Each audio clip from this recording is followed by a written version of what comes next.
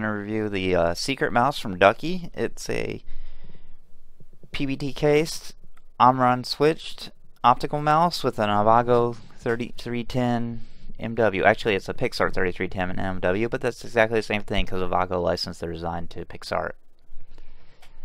It's one of the top sensors out there, and this mouse is pretty fantastic. You can pretty much end the review now if you just wanted to hear that.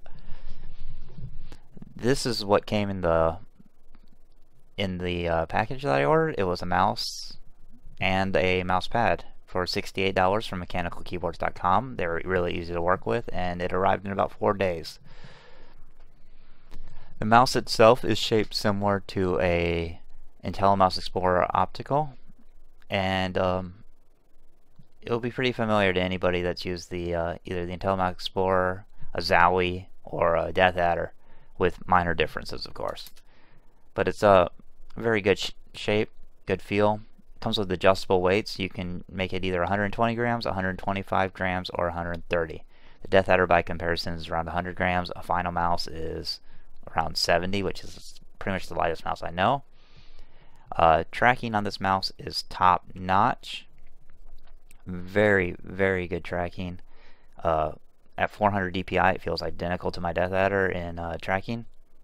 And then weight-wise, I actually like the shape and the weight better than I like my Death Adder at this point. I've used it for about 20 hours.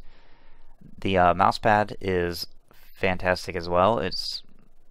I'd say it's equivalent to a QCK Heavy in feel, and it was free with the mouse. It's also twice the size of a QCK Heavy, so it's a little ridiculous, as you can see.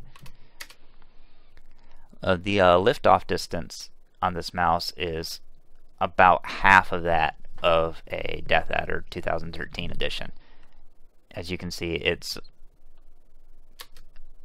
about 2/4 high, which is about 3.5 to 4 millimeters, whereas the Death Adder has a lift-off distance of 5/4. It's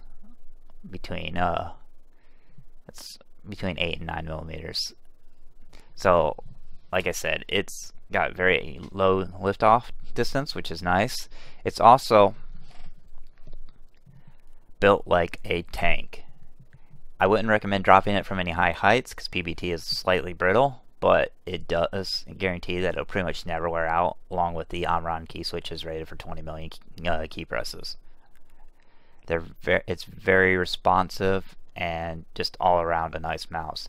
Everything is handled by the DPI switch on the back in conjunction with multiple other button presses. It's all detailed in the manual. The mouse is completely driverless.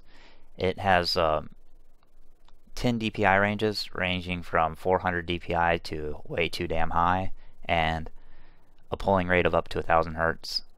All handled through the DPIs, or all handled through the key switching on the mouse. You don't have to use any drivers. You can also adjust whether you want angle snapping on, off, or low, which obviously you want it on off, but it's nice to have options. And you can change the color of the backlight or just leave it in color cycling mode, which is its default. Right now it's on color cycling mode. You can also turn it off. The lights are nice and bright. There's not too many of them though, because I mean it's actually overall a very understated mouse, even though it has these ridiculous RGB coloring lights on them. And it's only a 5-button mouse, including the wheel, so it's not going to give you the crazy MMO feel. But I mean, most people aren't going to use it anyway. Even the thumb buttons are ridiculously sturdy though. My Death Adders, I've gone through several just by pushing through so hard that I broke the thumb buttons. On this mouse, I don't foresee that ever happening because they fight back and they're very responsive. Everything about this mouse is well constructed. It's well worth the price. I have not been able to hit the malfunction speed on it as hard as I've tried. I just don't move my arm fast enough, so I don't think you'll have a problem tracking in any game. And like I said, the Pixar sensor is one of the top 3 on the market. All in all, if you're on the fence about this mouse, just go out and buy it right now, preferably from mechanicalkeyboards.com, because they are the cheapest.